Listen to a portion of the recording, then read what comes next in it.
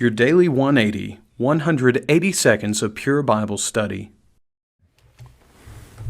I hope you're reading the prologue of the Gospel of John. If you're not, if you're just joining us, we're in the midst of a study of the fourth Gospel, the Gospel of Belief, the Gospel of John.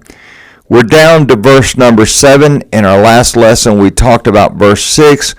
We talked about the ministry of John the Baptist. He is a fulfillment of what we read about in Isaiah chapter 40. And then verse 7 picks up with this again. This man came for a witness, to bear witness of the light, that all through him might believe. Now, this is interesting here. John the Baptist had a specific purpose. And I don't want to belabor this too much, but this is interesting. A witness has to have first-hand information, and John the Baptist certainly fit that criteria. Now, it points out in verse 8, he was not that light, but was sent to bear witness of that light. And so this is John's preparatory work and ministry. And then beginning at verse number 10, and this is really significant for us, he was in the world, and the world was made through him, and the world did not know him. And put that together with verse 11, he came to his own, and his own did not receive him. He is the creator. The world was made through him. We saw that back at the beginning of the prologue in verse number 3. All things were made through him. But the people that should have known him, the nation of Israel, they did not know him.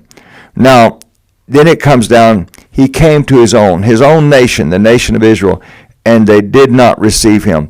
Over and over again, we see the people rejecting Jesus, the very ones that should have gotten it, the religious elites.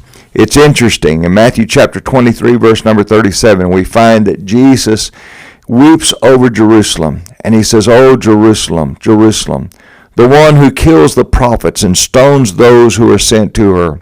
How often I wanted to gather your children together as a hen gathers her chicks under her wings, but you were not willing." Now, this is amazing because even members of his own family were skeptical. In John chapter 7 and verse number 5, we see the text says, "For even his brothers did not believe in him."